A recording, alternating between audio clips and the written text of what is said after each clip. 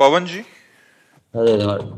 राधे राधे महाराज जी। महाराज जी, क्या ग्रस्त जीवन वाले व्यक्ति को भगवत प्राप्ति अथवा आध्यात्मिक ज्ञान के लिए गुरु दीक्षा अनिवार्य है? कोई भी हो, हमें कहीं जाना मालूम नहीं है तो हमें गाइड की जरूरत पड़ेगी कि नहीं? हमें कहीं भी जाना है और मुझे मालूम नहीं है तो मुझे गाइड की जरूरत पड़ेगी ना। जैसे लौकिक शब्दों में गाइड कहते हैं तो परमार्थिक शब्दों में गुरु कहते हैं। हमें अध्यात्म की भूमिकाओं का पता नहीं, कैसे चला जाए, भक्ति की भूमिकाओं का पता नहीं, तो हमें गुरुदेव का आश्रय लेना पड़ेगा। जो वहां पहुंच चुका है वो हमको रास्ता बताएगा, वो हमको मंत्र बताएगा, वो हमको बल देगा। जहां हम लड़खड़ाते हैं वहां गाइड कहता है बस बस ज्यादा दूर नहीं, पास ही, बस थोड़ा मुड़े और दर्शन हो जाएंगे। रंगनाथ जी के, बिहारी जी के, निधिवन के, आप चिंता मत करो, आ चुके हैं। ऐसे गुरुदेव हमें बल देते हैं, चिंता मत करो, तुम भगवान के नजदीक पहुंच रहे हो, चिंता मत करो, तुम नाम जप करो, भगवान तुम्हें स्वीकार किए हैं। तो गुरुदेव का दुलार, गुरुदेव का प्यार, गुरुदेव का आश्रय, गुरुदेव की डांट फटकार, यही हमें अध्यात्म में स्थित रखती है। बिना गुरु के तो चाहे शिव बिरंच सम होई, गुरु बिनु भव निधि तरह न कोई। इसमें गृहस्थ विरक्त की बात नहीं। भगवान को प्राप्त करना है तो गुरुदेव का वर्ण करना है और उनकी आज्ञा के अनुसार चलना है।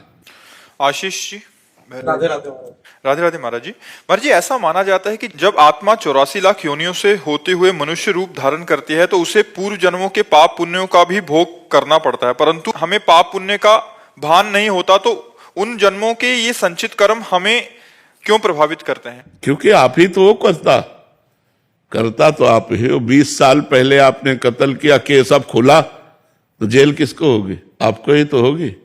भले 20 साल हो गए तो आप ही तो हर योनियों में गए। पहली बार थोड़ी मनुष्य बने, लाखों बार, करोड़ों बार मनुष्य बन चुके हैं और उनका किया हुआ कर्म आपको जमा है, आपको भोगना पड़ेगा, क्योंकि आप ही तो है ना।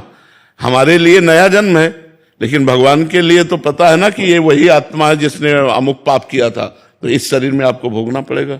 वर्दी भले बदल जाए लेकिन जो करता है वो थोड़ी बदलता है। जैसे आप मान लो अभी पैंट शर्ट में कत्ल करो, आप धोती कुर्ता पहन लो तो सजा तो धोती कुर्ता में भी आपकी होगी ना। तो ऐसे 84 लाख योनियां आत्मा की पोशाक है। कभी सुअर बना, कभी कुत्ता बना, कभी गधा बना, कभी देवता बना, कभी मनुष्य बना, लेकिन बनने वाला तो वही है। ये पोशाकें पहनने से बनने वाला नहीं बदलता है, इसीलिए उसको भोगना पड़ता है, उसी आत्मा को भोगना पड़ता है जो अज्ञान जनित कर्म करके, पाप कर्म करके अब हम मनुष्य नहीं बने। अब हम अपने को बचा सकते हैं, अब बचाने का टाइम है। यदि हम भगवान की शरण में होकर के नाम जप करने लगे, संत सत्संग करें, शास्त्रों का स्वाध्याय करें, तो अपने पापों को भस्म करके हम भगवत प्राप्ति कर सकते हैं। अभी चांस है। और अगर मनुष्य शरीर छूट गया फिर कोई चांस नहीं, फिर 84 लाख योनियों में भटकते रहो। फिर कभी अवसर भगवान देंगे, मनुष्य बनाएंगे, फिर सत्संग मिले तो फिर चांस मिलेगा। नहीं तो देखो, इतने बड़े महात्मा भरत जी अपना राजपाट, संतान सुख, राज सुख सब छोड़कर गंडकी नदी के किनारे भगवान की प्राप्ति के लिए भजन कर रहे हैं।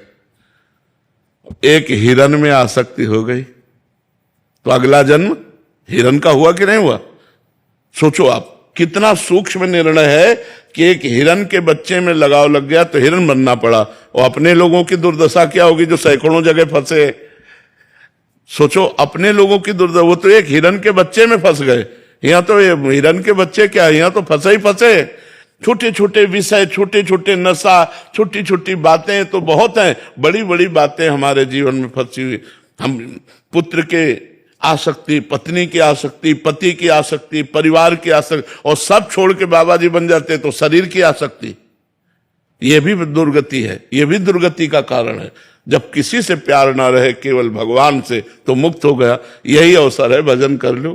भजन के द्वारा सब आसक्तियां मिटाई जाती है, नहीं तो भोगना पड़ेगा, क्योंकि कर्ता तो वही रहता है, कर्ता नहीं बदलता, उसका रूप बदल जाता है, स्वरूप वही रहता है। रूप बदल जाएगा मनुष्य का, स्त्री का, पुरुष का, नाना प्रकार के अन्य योनियों का। तो इसीलिए कर्ता को भोगना पड़ता है, क्योंकि जो मालिक है वो कर्ता को देख रहा है, पोशाक को नहीं। पोशाक है ये तो पोशाक नहीं है, लेकिन जो पहनने वाला है वो तो पुराना है ना, इसीलिए उसको भोगना पड़ता है। विजय जी, छत्तीसगढ़ से। राधे राधे। राधे राधे महाराज जी। महाराज जी, इस कलयुग युग में अनैतिक और अधर्म मार्ग पर चलने वाले बड़े फूल फल रहे हैं, संपन्न हैं, गणमान्य हैं, उनकी जयकार हो रही है, जबकि नीति और धर्म में चलने वाले समाज में पीछे रह जाते हैं। उन सभी बातों से सच और अच्छे मार्ग में चलने वाले बहुत सारे विचलित हो जाते हैं। वैसे इस प्रश्न के उत्तर हमने कई बार दे दिए हैं, लेकिन इस बात को समझना है, फिर बार बार समझना है, क्योंकि ये भ्रम सबको बना रहता है। जैसे आज पाप कर रहे हैं और पीछे वाला पुण्य हमारा नंबर आ गया भोगने का, तो हमको बिल्कुल दुख नहीं मिलेगा, बिल्कुल कोई बाधा नहीं लगेगी, हम उन्नति करते चले जाएंगे, क्योंकि पीछे का पुण्य लगा है। और जिस दिन पीछे का पुण्य समाप्त हुआ और वर्तमान का पाप और पीछे का पाप लगा, तो ऐसा ब्लास्ट होगा, रान को कुल रोवा नहीं आ रहा। पक्की बात समझ लो। और जो धर्म से चल रहा है उसका पूर्व का पाप नष्ट होगा, तभी सुखी होगा वो, तो पूर्व का पाप लगा दिया जाता है। अब वो कदम कदम पे बाधा पहुंच रही है और धर्म से चल रहा है, तो देखने में लगता है कि परमात्मा दुखी है, लेकिन जिस दिन उसका पाप नष्ट हुआ धर्मात्मा का, और अभी का भजन और पीछे का पुण्य एकत्रित हुआ, वो प्रकाशित हो जाएगा, उसकी जय जयकार होगी। तो पाप का परिणाम अधर्म का परिणाम नाश ही है। इसको ऐसे समझा जाए कि जैसे किसी अपराधी को 8वें खंड पे ऊपर 4 आदमी लिए जा रहे, तो समझ रहा है ना, तो हम पैदल जा रहे ना लिफ्ट में जा रहे, कितना बढ़िया 4 आदमी लिए, लेकिन 4 आदमी ऊपर छत से पटकने जा रही है, समझ लीजिए। तू 8 मंजिल में आराम करने ले जा रहा, तेरे को पटकने जा रहे। ऐसे ही पाप कर्म करते हुए यदि उन्नति हो रही, तो ये समझ लो तुम ब्लास्ट होने जा रहे हो, तुम्हारा नाश हो जाएगा, पतन हो जाएगा। और धर्म से चल रहे हो, दुख भोग रहे हो, तो कल तुम प्रकाशित हो जाओगे, कल तुम्हारा जय जयकार होगा और तुम सुखी हो जाओगे। ऐसा नहीं है कि हम करें पाप और सुखी हो जाए। अभी है वर्तमान में, वर्तमान में ऐसा देखा जा सकता है कि वो पाप कर रहा है सुखी है, और वो धर्म कर रहा है दुखी है वर्तमान में, क्योंकि पूर्व का पाप और पूर्व का जो पुण्य है वो उसे दुख या सुख देता है। और जिस समय उसका पूर्व का पुण्य और पुण्य एकत्रित हुआ वर्तमान का, आनंद ही आनंद, और उसका पाप और पाप एकत्रित हुआ, महान दुख और संकट में मर जाएगा। ऐसा नहीं कि परिणाम न दिखाई देता हो। पाप का परिणाम अंत में तो सर्वनाश ही है, और धर्म का परिणाम अंत में सुखमय है। इसलिए धर्म से चलना चाहिए, पाप नहीं करना चाहिए। पाप करने वालों को सुखी देखकर ये सोचो कि कल इनका जो परिणाम आएगा वो बड़ा दुखद और भयानक आएगा। और जो धर्म से चल रहा है तो आज दुख भोग रहा है, लेकिन कल ये बहुत सुखी हो जाएगा, कल ये परमानंद में डूब जाएगा। आलोक जी लखनऊ से। राधे राधे महाराज। राधे राधे महाराज जी। महाराज जी, मैंने बाल्यकाल से ही सदैव महादेव की भक्ति और पंचाक्षरी मंत्र का जाप करा, परंतु आपको सुनने के पश्चात आपकी आज्ञानुसार शांब सदाशिव का जाप ले लिया। परंतु अभी अनेकों वर्षों का जपा हुआ पुराना मंत्र याद आता है, उसे फिर जपने का बहुत मन होता है। वो गुरु मंत्र गुरु के मुख से मिला हुआ है, तो फिर नहीं, शांब सदाशिव जपो और किसी शिव उपासक को गुरु रूप में वर्ण करो, फिर उनसे पंचाक्षरी मंत्र लो, फिर जपो। हाँ, सिद्धांत से चलो, मनमानी मत करो। नहीं, घर पर रुद्राभिषेक की पूजा हुई तो जो महाराज जी पंडित जी ने कराया, उन्होंने जपवाया। हाँ, नहीं, किसी गुरु से मंत्र लो और फिर उच्चारण मत करो। जिंदगी में उच्चारण मत करो, मंत्र से उच्चारण नहीं किए जाते। आजकल ये अविधि है, जो द्वादशाक्षर मंत्र, पंचाक्षर मंत्र, मंत्रों का कहीं उच्चारण होता है? मंत्र तो अंदर ही अंदर जपे जाते हैं, मुख के बाहर उच्चारण नहीं होता। जैसे आप बोल दिए गुरु मंत्र नहीं लिए, इसलिए अगर गुरु मंत्र लिए होते तो अपराध लागू हो जाता। आपने कैसे बोल दिया मंत्र को? मंत्र बोलना जाता है? इनसे पूछो, बुलवाओ इनसे किसी से मंत्र। महामंत्र बोल देंगे, नाम बोल देंगे, लेकिन गुरु मंत्र थोड़ी बोलेंगे जो गुरु मंत्र मिला है। चाहे गला काट दो तो गुरु मंत्र नहीं बोलेंगे। गुरु का आदेश होता है इसे गुप्त रखना, उसे गुप्त रखा जाता है। तो मंत्र गुप्त रखा जाता है, मंत्र का उच्चारण नहीं किया जाता है। ये जो पंचाक्षरी मंत्र उच्चारण नहीं, पंचाक्षरी मंत्र जप करते हुए अंदर गुरु प्रदत्त होने पर फिर आप भगवान शिव का अभिषेक। कोई एक तर्क दे रहे थे, मंत्र तो मंत्र है, कल्याण होएगा? नहीं, सिद्धांत तो सिद्धांत है, ऐसे थोड़ी है। जहर तो जहर है, लेकिन शोध करके दे दिया जाए तो वो रोग का नाश करने वाला बन जाएगा। ऐसे खाओगे तो मर जाओगे। संख्या जहर है, लेकिन शोध के दे दिया जाए तो दम आदि बीमारियों को जड़ से नष्ट कर देता है। ऐसे थोड़ी है। कितना भी जप लो उसका प्रभाव नहीं होएगा हृदय में, खूब प्रभाव पड़ेगा। ऐसे थोड़ी मनमानी तुम वैदिक मंत्रों का कीर्तन करो, बोलो कल्याण हो जाएगा, ऐसे नहीं होता है। सिद्धांत सिद्धांत है, ये तुम्हारे मनमानी नहीं चलेगा। शास्त्र तस्मात् शास्त्रम प्रमाणम ते कार्य व्यवस्थित हो। आप शास्त्र उठाकर देखो कि कैसे वैदिक मंत्रों का आदान प्रदान किया जाए। आपने बोला कि अगर अपवित्र अवस्था में भी चल तब भी कुप्रभाव तब भी वो कुप्रभाव प्रकट कर देगा, काम आदि दोषों की बढ़ोतरी कर देगा। हम बड़े महापुरुषों की बात ये भी शास्त्रीय नियम के अंतर्गत है। बिल्कुल शास्त्रीय नियम के अनुसार ही गुरु मंत्र जपना चाहिए। गुरु मंत्र मनमानी थोड़ी है कि आप ऐसे जहां जो मन आया कीर्तन कर रहे हो, उच्चारण कर रहे हो, ऐसा नहीं है। बहुत से लोग बहुत से तर्क देते हैं महाराज जी इस पे, मतलब मंत्र तो मंत्र है, ये है तो ऐसे है, ऐसे नाम कीर्तन करो, नाम कीर्तन करने में तुम्हारे को क्या कमी है?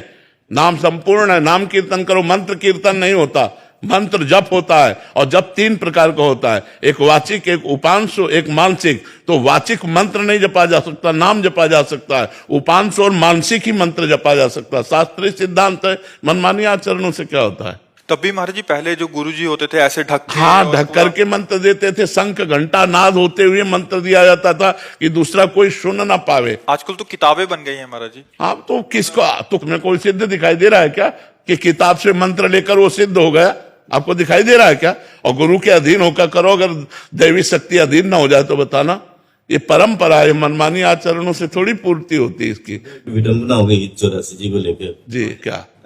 जैसे हम कोई भी भगवत कार्य करते हैं तो दास भाव तो तुरंत आ जाता है जी, पर हित 84 जी तो गाना सखी भाव के बिना अपराध जैसा लगता है कि नहीं नहीं नहीं नहीं नहीं, ऐसा नहीं है। हम प्रिया प्रीतम के सुख के लिए गा रहे हैं। जैसे एक चीज होती है कि मेरे अधिकार की, एक होती है आपको पसंद की। तो मैं आपकी पसंद की चीज आपके लिए गा रहा हूं, मेरा उसमें कोई नहीं, मैं आपको सुख देने के लिए गा रहा हूं। तो चतुरासी जी सुनकर प्रिया प्रीतम मुस्कुराते हैं, तो हम उनकी मुस्कुराहट, दास है ना, तो हमें उनकी मुस्कुराहट चाहिए। तो उनकी मुस्कुराहट के लिए उनके वो गीत गाते हैं जो उनको सुख पहुंचाने वाले होते हैं। दास के लिए छोटे मुंह बड़ी बात नहीं हो जाएगी? नहीं नहीं, क्योंकि वो आचार्यों के द्वारा दी गई ना, मैंने रचना थोड़ी की है, वो मेरी थोड़ी रचना है। और दासत्व तो सब में रहता है। जैसे सहचरी भाव है ना, वो भी तो दासत्व रहता है। हरिवंश बलिदासरी, इसमें अभी चूंकि भजन अभी रस में आया नहीं ना, इसलिए डर लगता है, इसलिए वो बात नहीं आई है। पर आप गाते रहिए चुपचाप, अर्थ चिंतन मत कीजिए, गाते रहिए और सुनाते रहिए, वो अपने आप आपको सामर्थ्य प्रदान कर देगी। छुट्टी 84 भ्रमंते निरखय जुगल किशोर, निरखय जुगल किशोर भोर और रैन न जाने, पिए रूप रस मत। रूप के रस का रसास्वादन जब होगा तब बात समझ में आएगी, कुछ मन ही न आने। छुट्टी 84 भ्रमण से, 84 लाख योनियों से 84 जी मुक्त कर देंगी और प्रिया प्रीतम का साक्षात्कार करा देंगी। तो हम उनको तो ये गान करते हैं जब कि हमारे प्रिया प्रीतम सुनकर मुस्कुरा रहे हैं, बस। क्या उसमें अर्थ है ये हम नहीं देखते। इसका अधिकार तो सहचरी भाव में आएगा। जयप्रकाश त्यागी जी धौलपुर से। श्री हरिवंश महाराज जी, महाराज जी आपके चरणों में कोटि कोटि नमन। गुरुदेव भगवान, मेरा प्रश्न है कि क्या भगवान के श्री चरणों के प्रेम की प्राप्ति तथा भगवान की प्राप्ति दोनों अलग अलग हैं या एक ही हैं? अर्थात क्या भगवान के दर्शन होते ही भगवान के श्री चरणों में प्रेम प्राप्त हो जाता है? बिना प्रेम के दर्शन ही नहीं होते। हरि व्यापक सर्वत्र समाना, प्रेम ते प्रगट होए मैं जाना। जब तक प्रेम नहीं आएगा तब तक भगवान का साक्षात्कार नहीं होता है। और साक्षात्कार होने के बाद तो भगवत स्वरूप ही हो जाता है, वो प्रेम स्वरूप ही हो जाता है। पर प्रेम पहले आता है, फिर भगवान का साक्षात्कार होता है। जी। पूनम गिरी जी। राधा वल्लभ श्री हरिवंश। श्री हरिवंश महाराज जी, महाराज जी मैं नाम जप करती हूँ, अब प्राप्त वस्तु की इच्छा ना रहे और जो प्राप्त है उसमें राग द्वेष ना हो, ऐसी स्थिति कैसे प्राप्त होगी? भगवान स्थिति देते हैं। योगक्षेम जब भगवान के ऊपर समर्पित हो जाएगा तो ऐसा हो जाएगा। योग कहते हैं जो अप्राप्त वस्तु है उसको प्राप्ति कराना, और क्षेम कहते हैं जो प्राप्त वस्तु उसकी रक्षा करना। ये दोनों काम जब भगवान के ऊपर समर्पित कर देते हैं, अनन्यस चिंतयन्तो माम ये जना परिपासते तेषाम नित्याभियुक्तानाम योगक्षेमम वहाम्यहम्। जब आप अनन्य चिंतन भगवान का करोगे और आपका भरोसा हो जाएगा कि मेरे योगक्षेम भगवान करते हैं, तो फिर ये नष्ट हो जाएगा। पर पूरा का पूरा समर्पण होने पर तो ये भजन से होगा। जितना भजन करोगे, नाम जप करोगे, उतना समर्पण होता चला जाएगा। नरेंद्र जी राजस्थान से। गुरुदेव भगवान, आत्मा सत्य है, शरीर असत्य है। महाराज जी आप पूछना चाहते हैं शरीर और आत्मा का भेद हम कैसे समझे? महाराज भजन से। भजन नहीं है तो बातों से थोड़ी समझ सकते हो। तपस्या और भजन के द्वारा पवित्र बुद्धि में जब विवेक का प्रादुर्भाव होता है तो विवेक के द्वारा सत असत का निर्णय होता है। असत है शरीर, सत है आत्मा, फिर उस सत आत्म तत्व का विवेक के द्वारा निर्णय होता है।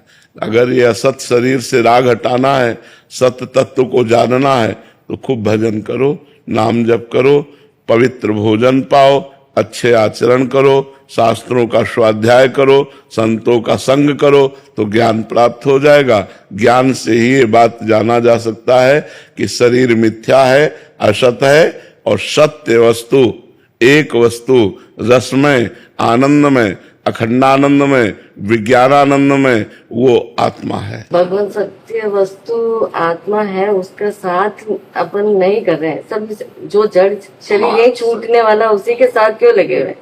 यही माया है भगवान की। इस माया का कैसे इनकी पड़ते? मामे वे प्रपद्यन्ते माया में ताम तरंते थे।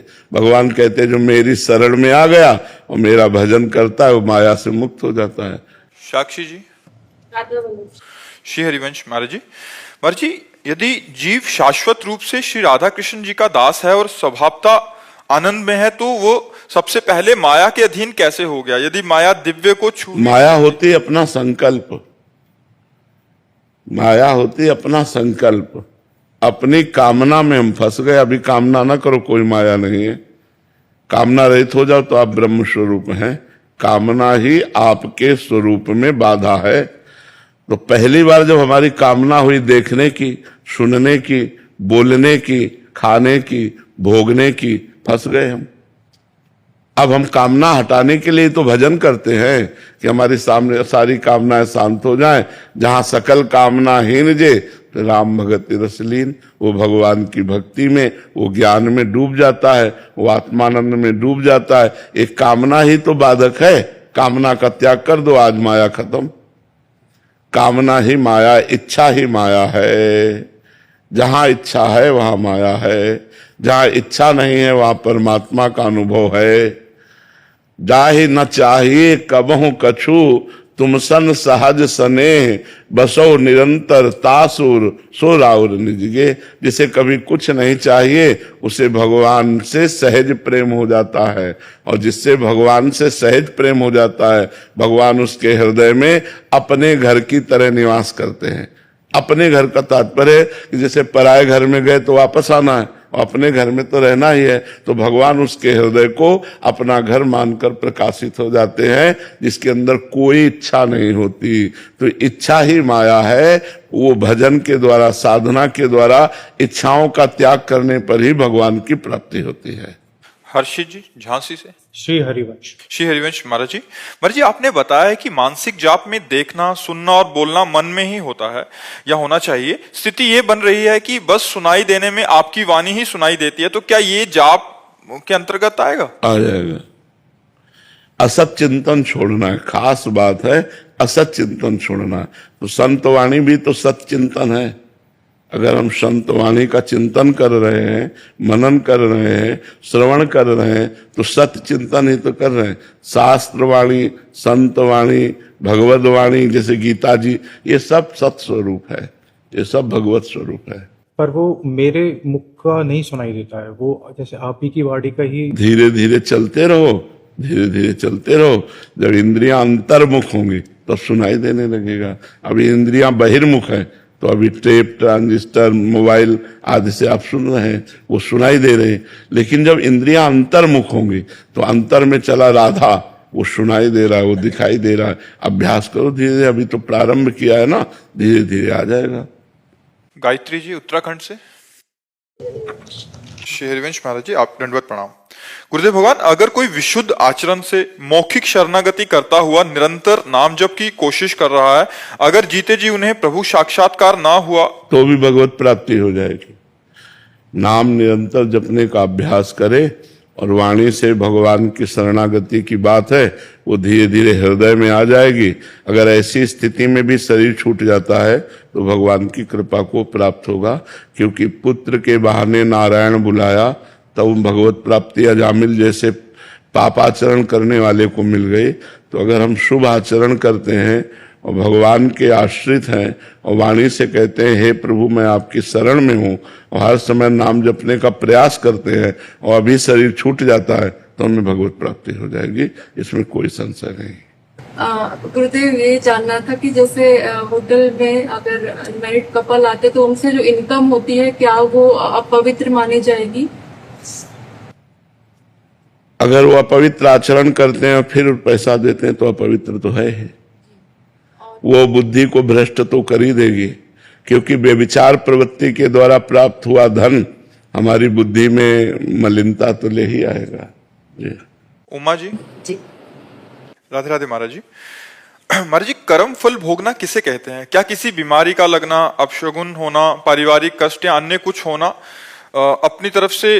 टोटल शारीरिक, मानसिक, व्यवहारिक, सुख या दुख, संपत्ति या विपत्ति, मान या अपमान, लाभ या हानि, निंदा या स्तुति, ये सब कर्मों का फल है, भोगना पड़ता है, बड़े बड़ों को भोगना पड़ता है। जो भजन है वो अलग डिपार्टमेंट है, जो प्रारब्ध है वो अलग डिपार्टमेंट है। अब जैसे प्रारब्ध भोगना पड़ रहा है, जो पूर्व का पाप कर्म वो हमें भुगता रहा है, अभी का जो कर्म है वो भगवान का नाम जब भगवान के आश्रित भगवत आनंद दे रहा है, पूर्व का कर्म प्रारब्ध भोग दे रहा है। तो दुख सुख लाभ हानि मान अपमान ये सब प्रारब्ध के अनुसार है। अगर भजन करते हो तो प्रारब्ध को भोगने की सामर्थ्य मिलेगी और आपका अगला जीवन, अगला समय बड़ा मंगलमय जाएगा। और भजन नहीं करते हो तो जो अब भोग रहे हो आगे और भोगना है, भोगते भोगते अनंत काल व्यतीत हो गया, ऐसे व्यतीत हो जाएगा। इसलिए भजन करो, नाम जप करो, भगवान का नाम जो प्रिय हो, राधा राम कृष्ण हरि जो, वो नाम जरूर जपो, उसी से आपका मंगल होगा। योगेंद्र जी हरियाणा से। राधे राधे महाराज जी। महाराज जी, क्या गुरु की कृपा सभी साधकों पर समान होती है? एक साधक जिसने आपसे दीक्षा ले रखी है और राधा रानी का नाम जप कर रहा है, दूसरा जिसने आपको मन से गुरु मानकर अन्य भगवान का भी नाम जप कर रहा है, तो आपके द्वारा दिखाए गए भागवतिक मार्ग पर चलने का प्रयास कर रहा है, तो दोनों की कृपा में क्या अंतर होगा? अगर जो दीक्षा लिए है वो केवल इतना मान के कि हमारे गुरु हैं और मनमानी आचरण करता है, तो उसको उतना लाभ नहीं होगा। जो दीक्षा नहीं लिए है लेकिन गुरु मान करके वो आचरण में उतार लिया तो उसको विशेष लाभ मिलेगा। दीक्षा ना लेने से उससे कोई फर्क नहीं पड़ता। उनकी बात पर हम चल रहे, मान लो आप राधा राधा जप रहे तो गुरु मंत्र ही तो है, ये गुरु मंत्र ही तो गुरु के मुख से ही तो निकला है। आप उनको गुरु मान करके और उनके अनुसार चल रहे हो तो आपकी उन्नति शीघ्र हो जाएगी। और एक ने दीक्षा ले लिया और बेपरवाह होकर मनमानी आचरण कर रहा है तो आध्यात्मिक उन्नति उसकी नहीं होगी। दास आपका ये गृहस्थी जीवन में श्री श्याम नाम का कैसे बढ़े आप? हाँ, खूब जो नाम प्रिय हो, हम तो छूट दिए, जो नाम प्रिय हो खूब जपो। गृहस्थी कोई बाधक नहीं भगवान की प्राप्ति में। जो कर्म करें वो भगवान को समर्पित कर दें, जो कर्म करें बड़े सावधानी से करें, अच्छे कर्म करें और नाम जप करते हुए करें तो भगवत प्राप्ति हो जाएगी गृहस्थी में भी। आकाश जी। राधे राधे महाराज जी, आपके चरणों में कोटि कोटि प्रणाम। महाराज जी, मैं भक्ति करने की बहुत कोशिश करता हूं पर मेरे रास्ते में बहुत रुकावटें आती हैं जिसके कारण मैं भक्ति मार्ग से विचलित हो जाता हूं। परंतु महाराज जी, मैं भक्ति का प्रयास करता हूं तो मेरे मन में उल्टे सीधे गंदे विचार भी आते हैं। मेरी पूजा पूर्ण रूप से स्वीकार महाराज जी ऐसे में होगी या नहीं? होगी, किसका प्रश्न है? हाँ बिल्कुल होगी। बस नाम जप करते रहो और पाप कर्म से बचते रहो। जो गंदे कर्म हैं इनसे बचते रहो तो जो मन मलिन है वही तो फेंकेगा। यहाँ झाड़ू लगाओगे तो कूड़ा निकलेगा ना, ऐसे तो कूड़ा दिखाई नहीं दे रहा, लेकिन जब झाड़ू लगाओगे तो कूड़ा निकलेगा और जब पोछा लगाओगे तो गंदापन दिखाई देगा। तो ये झाड़ू पोछा लग रहा है, अब नाम जप कर रहे हो, भगवत मार्ग में चलने की चेष्टा कर रहे हो तो मन की जितनी गंदगी वो बाहर निकल रही है। आप ना घबराइए मत, नाम जप कीजिए पर नया पापाचरण ना होने पावे। सावधानी रखो कि अब नई गलती ना होने पावे तो पुरानी गलती मिट जाएगी और खूब नाम जप के प्रभाव से भगवान की कृपा प्राप्त हो जाएगी। राधे राधे महाराज जी। महाराज जी, कृष्ण भक्ति पहले से हृदय में थी पर अब कुछ दिनों से मन व्याकुल होने लगा है। सिर्फ कृष्ण नाम से अलग सी बेचैनी होने लगी है, वो याद आने पे रोना सा आ जाता। क्या तो हमें लगता है क्यों कह रहे हो? ऐसी गुप्त बात को क्यों कह रहे हो? सब बाहर हो जाएगी, फिर सब पछताओगी। जब हमको भगवान नाम का रस मिलने लगे, भगवान नाम में प्रीति होने लगे, भगवान रूप में प्रीति होने लगे, कुछ दिव्यता महसूस होने लगे, तो अपने को छिपाना चाहिए, अपनी बात को गुप्त रखना चाहिए, प्रकाशित नहीं करना चाहिए।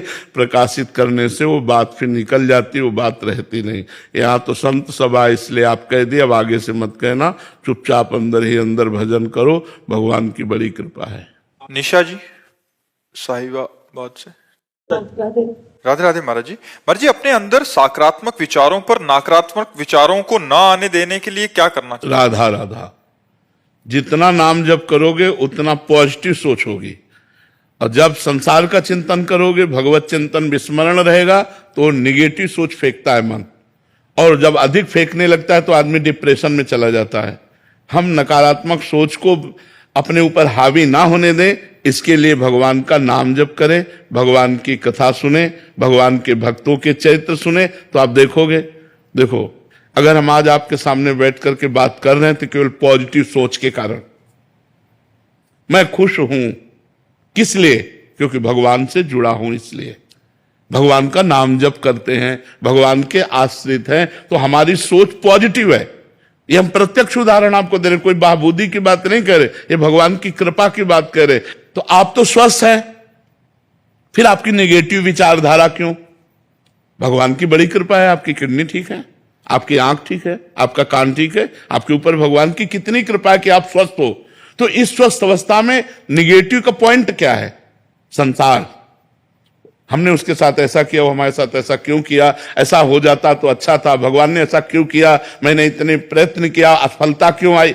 इन सब बातों से बचने के लिए हमारे अंदर प्रवीण बुद्धि चाहिए, और प्रवीण बुद्धि होती है जो भगवान का चिंतन करता है। इसलिए हमें भगवान का चिंतन अनिवार्य है, अनिवार्य है। तो ये निगेटिव विचार इतना हावी हो सकते हैं कि आपकी जान ले सकते हैं, आपको बिल्कुल बेकार कर सकते हैं। तो इन निगेटिव विचारों के ऊपर आप हावी हो जाइए, तब होंगे जब आप नाम जप करेंगे। बड़ी बड़ी विपत्तियां भक्तों के जीवन में आई, लेकिन वो भगवान के नाम के बल से, भगवान के भजन के बल से उन विपत्तियों को पार कर गए। आज आपके पास सब कुछ है, लेकिन आप प्रसन्न नहीं है, आप खुश नहीं है, आप आनंदित नहीं है। क्यों? आप विचार कीजिए ना, कई ऐसे लोग आप को दिखा दे जो आपके पास है, उसके लिए वो तरसते हैं जो आपके पास है। अब जिनके पैर नहीं हैं, आप सोचो उनका जीवन क्या है। तुम्हारे पास पैर है, तुम्हारे पास आंख है, आप देख सकते हो, कान से सुन सकते हो, जबान से बोल सकते हो। भगवान ने आपको सर्वांग पुष्ट बनाया है, खाने को दिया है, आपको मांगना नहीं पड़ता, आप कमा रहे हैं, फिर भी आप असंतुष्ट क्यों हैं? आप खुश क्यों नहीं हैं? आप प्रसन्न क्यों नहीं? क्योंकि आपके अंदर जो नेगेटिव पॉइंट है वो नष्ट नहीं हुआ। नकारात्मक सोचो जो फेंकता रहता है मन, उसी से हम परेशान रहते हैं। कल ऐसा ना हो जाए, कहीं ऐसा ना हो जाए, अरे ऐसा होगा तो भगवान है ना। ये जब तक बात नहीं आएगी तब तक आनंद नहीं आएगा। इसलिए हृदय में निरंतर भगवान का नाम जपने का अभ्यास करना चाहिए। इसमें क्या पैसा लगता है? राधा राधा राधा राधा राधा राधा। हम कह रहे हैं कि इतना हमारे अंदर शरीर में रोग है, इतना परेशान स्थिति है, फिर भी हमारे अंदर एक जोश आप देख रहे होंगे, आप एक प्रसन्नता देख रहे होंगे। ये हम आपको प्रमाण देते हैं भगवान के नाम की। अगर भगवान का नाम ना हो तो इसलिए हम कहते हैं, यदि आप सुखी होना चाहते हो, यदि आप नकारात्मक सोच को नष्ट करना चाहते हो, यदि आप जीवन को परम लाभ में बनाना चाहते हो, तो भगवान से जुड़ो, अपने मन को भगवान से जोड़ो। भगवान को आपसे कुछ नहीं चाहिए, आप सब भगवान के बच्चे हैं। भगवान ने आपको दिया, तुम यार क्या भगवान को दे दोगे? अनंत ब्रह्मांडों को खवा रहा है, तुमको उसको भोजन देना है क्या? सोना चांदी के पहाड़ हैं, खाने हैं, तुम 100-200 ग्राम, किलो 2 किलो सोना दे के उसको प्रसन्न कर सकते हो क्या? नहीं, केवल आप जुड़ो बस। भगवान आपको मांग रहे हैं, आपसे नहीं मांग रहे, आपको मांग रहे हैं कि आप अपने मन को मन मना भव मद भक्तो माद्याजी माम नमस्कुरु। आप मन को मेरे में लगा दो। भाई क्या पैसा लगता है? राधा राधा राधा। और देख लो, अगर आनंदित ना हो जाओ, हमें बताना। नाम जप करो, देख लो सारी गंदी बातें छूट जाएंगी, सारे अच्छे विचार आ जाएंगे और आपका हृदय एक शीतल रहेगा, दया आ जाएगी, करुणा आ जाएगी, उदारता आ जाएगी, प्रेम आ जाएगा और भगवान आ जाएंगे। नाम जप से क्या नहीं हो सकता। अवतार राजपूत जी भोपाल से। जय जय श्री राधे। श्री हरिवंश महाराज जी, राधे राधे गुरुदेव भगवान। महाराज जी, हर युग में भगवान किसी ना किसी रूप में आते हैं। राधा नाम कई युगों से चलता आ रहा है, लेकिन राधा नाम की इतनी महिमा और एक संत के प्रति इतनी भीड़ और श्रद्धा कभी नहीं देखने को मिली, और ना ही केवल राधा नाम सुनकर लोगों को इतनी गति से बदलते हुए देखा है। महाराज जी, आप उस युग में आए हो जिस युग में हम हैं। गुरुदेव भगवान, भगवान का प्रभाव जागृत होता है। भगवान तो सबके हृदय में है, तो भगवान का प्रभाव जागृत होता है। जैसे वही बात आप जानते हैं, आप बोले तो उसका प्रभाव नहीं पड़ेगा, और इनके वाणी में भगवान जागृत हो चुके हैं, तो वही बात ये बोलेंगे तो हजारों लोगों के ऊपर प्रभाव पड़ जाएगा। तो उसमें बात भगवान के प्रभाव की है। भगवान तो सब में है, कौन सा ऐसा जीव है जिसमें भगवान नहीं है? ना, सब में भगवान। तो सब भगवान के ही तो रूप हैं, तो सब भगवान के ही अंश अवतरित हुए हैं, सब भगवान के अंश से अवतरित हुए हैं।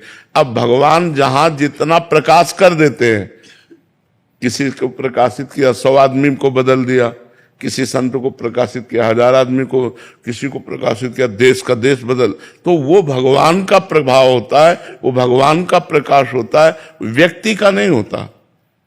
इस व्यक्ति का प्रभाव नहीं है, उस परमात्मा का प्रभाव है। वो चाहता है तो उस वाणी में बैठ करके जीव का मंगल कराने लगता है, वो चाहता है तो नाम का प्रकाश होने लगता है। क्या राधा नाम हम ही ने पहली बार लिया? क्या बहुतों ने लिया है, बहुतों ने गाया है, महिमा गाई है। अब उनको यहां से प्रकाशित करवाना है, तो जब बोला राधा तो करोड़ों लोग बोल रहे हैं राधा राधा, है ना। तो वो भगवान का प्रकाश है, वो भगवान का प्रभाव है, अवतार नहीं, अवतार नहीं, भगवान का प्रभाव। भगवान तो सब में, और भगवान जब अवतार लेते हैं तो अपनी अनंत शक्ति से लेते हैं। दुष्टों का संहार करना, भक्तों को सुख देना, प्रेममयी लीला करना, मतलब वर्षा कर देते हैं भगवान जब अवतार लेते हैं। घोर पापियों को भी भगवान परम पद देते हैं, बिना साधना के भी परम पद देते। अवतार एक अलग चीज है। अवतार का मतलब होता है स्वयं भगवान पधारे हैं। हम लोग सब भगवान के अंश हैं, तो जहां की जितना प्रकाश हुआ उतना प्रकाशित होने लगता है, तो उसी प्रकाश को लक्ष्य करके हम कहते हैं कि ये तो भगवान ही है, क्योंकि भगवान का प्रकाश हो रहा है। इस लेकिन भगवान नहीं है, वो भगवान का अंश है। भगवान तो जब अवतरित होंगे तो हाहाकार मच जाता है। देखो 6 दिन के थे, 6 कोस में जिसका शरीर पड़ा था, ऐसी पूतना को 6 दिन में मार दिया, नहीं मार दिया? अच्छा, अपने को कहा जाए कि 100 किलो अंगुली में उठाओ, इस छिंगुली अंगुली में भगवान ने 7 दिन 7 रात गिरिराज महाराज को धारण किया। एक पूरा संपूर्ण ब्रजमंडल की रक्षा की कि नहीं की? तो भगवान है, हम सब भगवान के अंश हैं। अब अंश में जहां जितना प्रकाशित हुआ, तो हम लोग उस प्रकाश को देखकर बोलते हैं कि ऐसी क्षमता मनुष्य में नहीं होती, ये तो साक्षात भगवान है। उस प्रकाश को देख करके, पर वो साक्षात भगवान नहीं है, भगवान तो साक्षात कुछ और है। हम सब भगवान के अंश हैं। अब वो अंश का भाव शरीर को लेकर है। शरीर का राग हट जाए तो भगवान नहीं है उसमें, और कोई थोड़ी बैठा हुआ है, वही बैठे। गंगा जल का अंश चम्मच में आया तो हम गंगा जल तो कहेंगे उसे, टैंकर में आया तो गंगा जल कहेंगे, लेकिन टैंकर और चम्मच वाले गंगा जल में अंतर होगा। चम्मच वाले में डुबकी नहीं लगा सकते, टैंकर वाले में डुबकी लगा सकते हैं। यद्यपि गंगा जल से अलग हुआ है, पर उसमें अधिक मात्रा है। ऐसे ही अंश में अलग अलग प्रभाव होते हैं। कि अब एक अंश है भगवान के बड़े बड़े ऋषि मुनि जो आकाशचारी हैं, और हम उछले तो धम्म से गिर पड़ेंगे, और वो आकाश में भी चल रहे हैं, तो अंश वो भी हैं भगवान के। एक है कि वो जो चाहे नई सृष्टि रचना कर सकते हैं, लेकिन वो भगवान नहीं, भगवान के अंश हैं। उनमें जितना पावर प्रकाशित हुआ, भगवान का पावर अनंत है और हम लोगों का पावर सीमित है। भगवान का पावर अनंत है, उनको अनंत कहा गया है। तो हम लोग भावना में कह देते हैं लेकिन भगवान तो भगवान है। जब वसुदेव देवकी जी ने पूर्व जन्म में तपस्या की और भगवान से कहा आप जैसा पुत्र चाहिए, तो कहा मेरे जैसा तो सिर्फ मैं ही हूं, मैं ही आऊंगा। तो भगवान कृष्ण के रूप में पधारे। जब मनुष्य रूपा ने तपस्या की, भगवान प्रकट हुए, तो भगवान से कहा हमें आप जैसा पुत्र चाहिए। तो उस समय भी भगवान यही बोले कि मेरे जैसा तो सिर्फ मैं ही हूं। तो वही राम जी के रूप में प्रकट हुए, मनुष्य रूपा दशरथ कौशल्या बने और भगवान राम के रूप। तो भगवान जैसे तो सिर्फ भगवान है। भगवान के भय से वायु चलती है, भगवान के भय से मृत्यु भयभीत होकर काम कर रहा है, भगवान के भय से पृथ्वी जल में नहीं डूब रही, भगवान के भय से सूर्य चंद्रमा अपना प्रकाश समय पर कर रहे हैं। भगवान भगवान है, भगवान जैसा कोई नहीं है। हां, कहीं कहीं भगवान का तेज प्रकाशित होता है, वो अंश मात्र में होता है कि मतलब 1000 लोग देखकर प्रभावित हो गए, लाख लोग देखकर प्रभावित हो गए, वो भगवान का तेज प्रकाशित हो रहा है, भगवान नहीं। भगवान तो अनंत महिमाशाली है। जितने ब्रह्मांड हैं ये भगवान के एक रोमकूप में है, इतने महान भगवान हैं। देख रावा माते तिन अद्भुत रूप अखंड, रोम रोम प्रतिलागे कोटि कोटि ब्रह्मांड। जैसे गूलर के फल में दाल ऐसे झुके और उसमें 10 गूलर लगी है, ऐसे एक रोमकूप में 10 ब्रह्मांड, लाखों ब्रह्मांड है। और उस ब्रह्मांड में एक ब्रह्मांडीय मृत्युलोक है, और इस मृत्युलोक में कितने जीव है।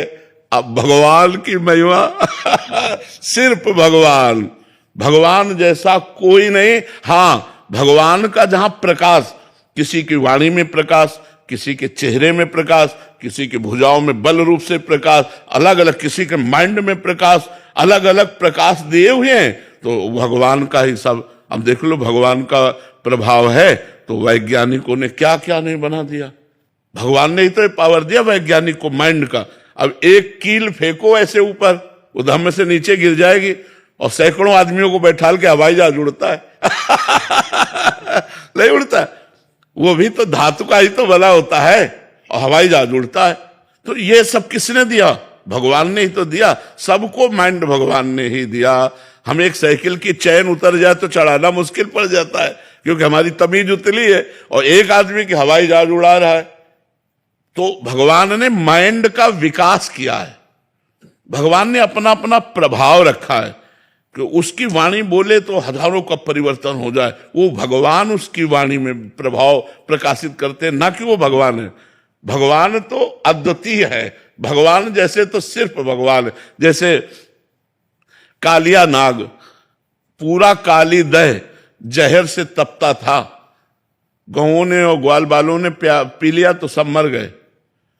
भगवान ने उसी काली दह के जहरीले पानी में कूदकर सैकड़ों फण वाले काली नाग को रौंद डाला, उसके फणों पर चढ़कर नाचा, उसने डसा। भगवान को क्या फर्क पड़ा? कुछ नहीं पड़ा। आखिरकार वो चरणों में गिर करके रमणक द्वीप में आज भी वास करता है। तो विचार करो, भगवान की समानता, भगवान की समानता कौन कर सकता है? विश्व में जिसे परास्त नहीं कर सकता था ऐसा कंस था, इतना बलवान था कि जरासंध ने अपनी 2 बेटियों का ब्याह किया। जरासंध अद्वितीय योद्धा था, मतलब हजारों राजाओं को कैद किए था भैरव बलि देने के लिए, हजारों राजाओं को कैद किए था। भगवान ने उनको छुड़ाया। तो कंस को भगवान ने बाल पकड़ के घसीटा, 11 वर्ष की अवस्था थी, बाल पकड़ के घसीटा, मंच पे पटक दिया, ऊपर कूदे, मर गया जान से। 11 वर्ष के बालक में इतनी सामर्थ्य। अघासुर, बकासुर, धेनुकासुर, प्रलंबासुर, कितने मुष्टिक क्षाणों मार मार के 60,000 हाथियों का बल लगता था, कोलिया पेड़ हाथी, ऐसे सूर पकड़ के खिलौने की तरह पटक दिया, मर गया। भगवान जैसे भगवान भगवान जैसा कोई हो ही नहीं सकता। उनके अंश हैं। अब किसी में तेज प्रकाशित है, वाणी में, बुद्धि में, बल में, बोले यार ये तो साक्षात भगवान है। नहीं, भगवान का अंश है। एक अंश भगवान के सूर्य है। तो पूरे आप विश्व में कहीं घूमिए और सब जगह प्रकाश यही दे रहे हैं, जहां देखो वहीं अपने सामने नजर आएंगे। एक अंश से भगवान से माया पूरी, एक शक्ति है माया, ऐसी अनंत शक्तियों के स्वामी भगवान है। तो भगवान जैसा तो सिर्फ भगवान है।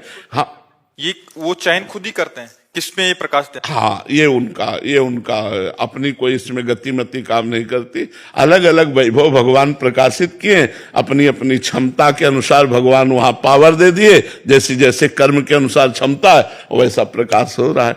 तो भैया भगवान जैसे तो सिर्फ भगवान है, और भगवान का अवतार जब होता है तो कभी कभी होता है, जैसे अभी पीछे द्वापर में हुआ था कृष्णा अवतार। ऐसे कितने ऋषि मुनि प्रकट हुए जो बार बार धर्म की स्थापना करते हैं। भगवान जब अवतरित होते हैं तो दुष्टों का विनाश करके, विनाशाय च दुष्कृताम, और धर्म की स्थापना करते हैं। लेकिन जब भगवान का पावर भक्त रूप में प्रकट होता है तो दुष्टता का विनाश करके, दुष्टों का विनाश करके नहीं, दुष्टता का विनाश करके भक्ति की स्थापना करता है। तो भगवान से भी श्रेष्ठ माना गया भगवान का भक्त, क्योंकि भगवान तो सीधे दुष्ट का विनाश कर दिए, और वो दुष्ट का विनाश नहीं किए, बड़े बड़े दुष्टों की दुष्टता का विनाश करके उनको साधु बना दिया, उनको भक्त बना दिया। इसलिए मोरे मन प्रभु से विश्वासा, राम ते अधिक राम कर दासा। क्योंकि भगवान का भक्त कृपा करके मारा नहीं, उसकी दुष्टता को मार दिया और महात्मा बना दिया। श्री जी स्वयं प्रकाशित होती है या आपने सहचर्यों को भेजेंगे जिससे प्रकाश हो उनकी? देखो, ना सहचरी आई है और ना श्री जी स्वयं आई है, श्री जी की कृपा दृष्टि हुई है। अभी श्री जी का महात्म तो ये तो उनका महात्म सुना रहे लालजू का, और ऐसे लालजू जिनके चरणों में मुकुट रखते हैं वो हमारी महारानी जो है। श्री जी की कृपा दृष्टि, कृपा कोर मात्र होने से ये प्रभाव है, ये श्री जी की कृपा कोर का प्रभाव है। श्री जी कृपा कोर कर दिए, जरा सी प्रभाव ही प्रभाव दिखाए। श्री जी की सहचरी आई हरिदास जी के रूप में, श्री जी की सहचरी आई हरिराम व्यास जी के रूप में, श्री जी की सहचरी आई हरिवंश महाप्रभु के रूप, ये सहचरी आई। और जब श्री जी पधारती है तो फिर लुटता रिद्धियां सिद्धियां सब मारी घूमती गलियों में, बरसाने में रिद्धियां सिद्धियां, भक्ति सब नृत्य करती, क्योंकि महारानी जो पधारी आज भी है, पर वो दृष्टि हमारी नहीं है इसलिए हम देख नहीं पाते। महारानी जो तो अब ये सबसे अलग बात है, आगम निगम पुराण अगोचर, आगम निगम पुराण सब चर्चा बंद। जब लाडली जी की बात आएगी तो बहुत वो अलग होगी, वो अलग बात होगी, उनको बहुत ऊंचा प्रकाश होगा। अरे उनको जो लालजू को अधीन किए हुए हैं, आप सोचो, जाके अधीन सदाई सांवरो या ब्रज को सिरताज, हमारे माई श्यामाजू को राज। तो ये ब्रज क्षेत्र है, ये वृंदावन धाम है, महारानी का घर है, महारानी का। देखो यहाँ का जैसा प्रभाव कहीं आप नहीं देखोगे। यह एक अलौकिक आकर्षण है, एक अलौकिक आनंद है, एक अलौकिकता है, नहीं है। और चाहे यहाँ का जो वासी है, चाहे जहां वो सीमा के बाहर निकलेगा तो उसके प्राण व्याकुल हो जाएंगे।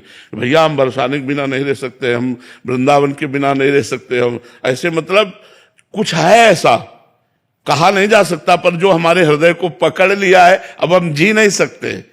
अब हम राधा नाम के बिना जी नहीं सकते, वृंदावन धाम के बिना जी नहीं सकते, ब्रज धाम के बिना जी नहीं सकते। ये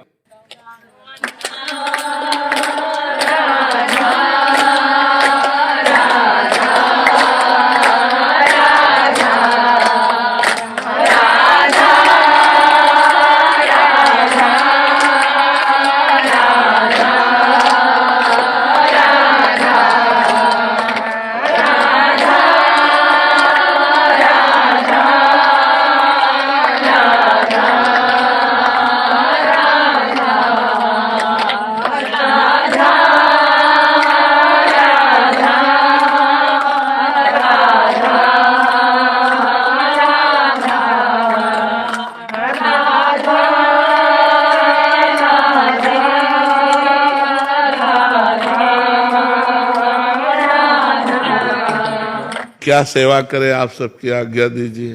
क्या सेवा? मधुकरी लेके आए थे आपके। हाँ, बहुत कृपा। गुरुजी एक बात बताएं, जी, हम बहुत पूजा पाठ करते हैं, हम राधा नाम का बहुत जाप करते हैं, पर पता नहीं कि कभी कभी मन बहुत विचलित होता है। हाँ, माया के 3 गुण है, एक सत्वगुण है, एक रजोगुण है, एक तमोगुण है। जब सत्वगुण आएगा तो भजन में मन लगेगा, जब रजोगुण आएगा तो रुपया पैसा भोगों में मन लगेगा, जब तमोगुण आएगा तो कुछ अच्छा नहीं लगेगा, एक निद्रा आलस्य प्रमाद ऐसी स्थिति आएगी। लेकिन यदि हम राधा नाम निरंतर जपने का अभ्यास करें तो ये प्रभाव खत्म हो जाएगा गुणों का, और हमारा मन भजन में लगने लगेगा। ये 3 गुण है माया के, वो हमारे हृदय पर प्रभाव डालते रहते हैं। तो जब सत्वगुण आएगा तो शांत, दया, भजन, कीर्तन, इसमें मन लगेगा। जब रजोगुण आएगा तो रुपया, पैसा, मकान, भोग, उन्नति, इनमें लगेगा। जब तमोगुण आएगा तो नींद, आलस्य, प्रमाद, द्वेष, गुस्सा, ये आएंगे। ये 3 गुणों का प्रभाव होता है। तुम नाम जप के प्रभाव से तीनों गुणों को हटा दें तो गुणातीत आनंद आ जाएगा। इसलिए खूब नाम जप करना चाहिए। निरंतर नाम जप करने का, उठते बैठते चलते फिरते राधा राधा राधा राधा, रसोई में रोटी बना रही तो राधा राधा राधा, सोनी लगा रही तो राधा राधा, तो इससे बड़ा आनंद प्राप्त होगा। जी जैसे हम नाम जप करते हैं, जी, सो जाते हैं, नाम जप चल रहा है, लेकिन उसमें हमारा निज मंत्र आ जाता है बोलते बोलते। हाँ, तो कोई परेशानी नहीं, कोई नहीं, कोई बात नहीं। ये तो बहुत अच्छी बात है।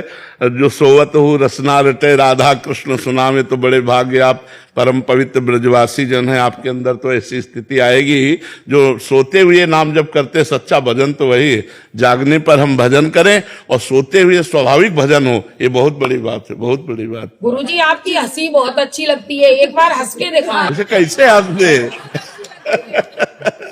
ऐसे कैसे, कोई हंसी की बात है तो हंसते, ऐसे कैसे? हमें आपकी हंसी बहुत अच्छी लगती है। मेरा एक प्रश्न है आपसे महाराज जी, मेरा ये प्रश्न है, जैसे कि हम जैसे कोई इंसान है, ठीक है, अगर वो भगवान जी की प्रार्थना कर रहा है और उस पर पैसा भी आ गया, तो उसका लालच बढ़ता बढ़ता एक पॉइंट पे ऐसा पहुंच जाता है कि चकाचौंध की चीजें उसे पागल कर देती है। बिल्कुल बिल्कुल। तो आप मुझे ये बताइए कि हम पे चकाचौंध हावी ना हो, इसके लिए हम किस तरीके से भगवान के अपना भाव को समर्पित। जैसे हमें 2000 रुपया के एक ट्रक भर नोट मिले तो क्या हम प्रभावित हो जाएंगे?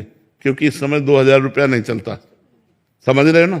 हमको जब पता है कि ये व्यर्थ की चीज है तो हम प्रभावित नहीं होंगे। अगर हमको पता 500 का एक नोट पड़ा हो तो हम लगेगा और एक ट्रक रुपया दे दिया जाए 2000 तो हमारा मन नहीं चलेगा, क्योंकि हमें पता है झूठा है। जब हमको ये पता चल जाएगा कि संसार की चकाचौंध झूठी है तो हमारा मन इससे हट जाएगा।